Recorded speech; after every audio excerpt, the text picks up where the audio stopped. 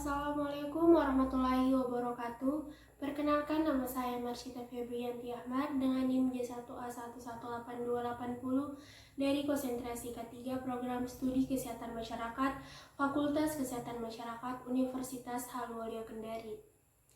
Di video kali ini saya akan membahas tentang antropometri dan survei konsumsi makanan. Yang pertama, gizi adalah suatu proses menggunakan makanan yang dikonsumsi secara normal melalui proses digesti, absorpsi, transportasi, penyimpanan, metabolisme, dan pengeluaran zat-zat yang tidak digunakan untuk mempertahankan kehidupan, pertumbuhan, dan fungsi normal dari organ-organ serta menghasilkan energi.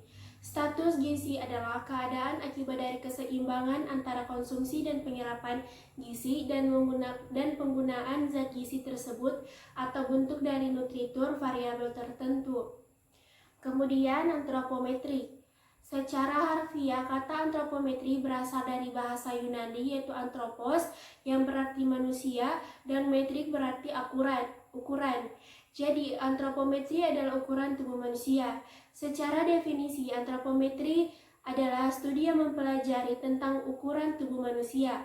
Saat ini antropometri banyak digunakan untuk keperluan di berbagai ilmuwan, baik ilmu kesehatan maupun di luar ilmu kesehatan, seperti tentang ergonomi pada kesehatan kerja. Kemudian ada beberapa jenis pengukuran di antropometri. Yang pertama umur, berat badan, tinggi badan, dan lingkar lengan atas. Yang pertama berat badan. Cara pengukurannya itu yang pertama periksa timbangan yang akan digunakan apakah sudah menunjukkan angka 0 pada keadaan seimbang. Kemudian orang yang akan ditimbang diminta melepaskan alas kaki dan barang-barang lain yang dapat mengganggu pengukuran. Orang yang ditimbang dipersilahkan untuk berdiri tepat di tengah timbangan. Pengukur berdiri tepat di depan orang yang akan ditimbang. Kemudian ada tinggi badan. Cara pengukurannya yang pertama adalah cari tempat alas rata dan dinding yang tegak lurus. Kemudian gantungkan mikrotois secara tegak lurus pada dinding dengan terlebih dahulu menariknya sampai angka 0. Kemudian seseorang yang akan diukur diminta melepaskan alas kaki, topi, dan alat dan lain-lain yang dapat mengganggu pengukuran tinggi badan. Orang yang akan diukur diminta berdiri tegak dengan mata memandang lurus ke depan, bahu lurus, punggung menempel ke dinding, kaki rapat, dan tumit menempel di dinding. Mikrotois ditarik ke bawah sampai tepat di puncak kepala. Pembacaan sampai milimeter terdekat dilakukan dengan mata memandang sejajar dengan jarum penunjuk mikrotois.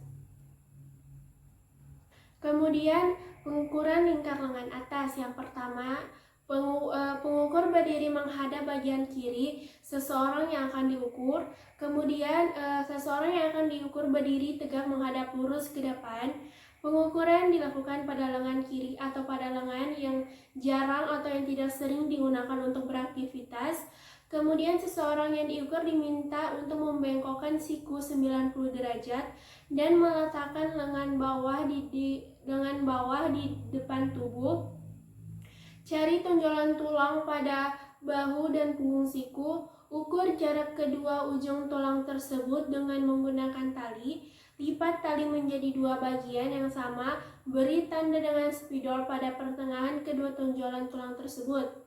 Kemudian lingkarkan pita ukur secara pas pada lengan setinggi tanda yang sudah ditandai tadi. Kemudian baca dan catat hasil pengukuran sampai milimeter terdekat.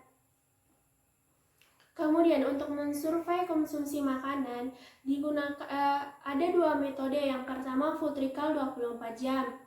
Prinsip dari metode Futrikal 24 jam ini dilakukan dengan mencatat jenis dan jumlah bahan makanan yang dikonsumsi pada periode 24 jam yang lalu.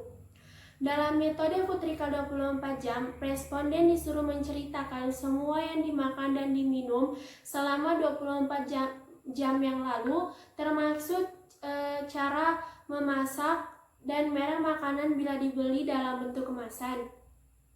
Biasanya juga dimulai sejak ia bangun pagi kemarin sampai dia istirahat tidur malam harinya, atau dapat juga dimulai dari waktu saat dilakukan wawancara mundur ke belakang sampai 24 jam yang penuh.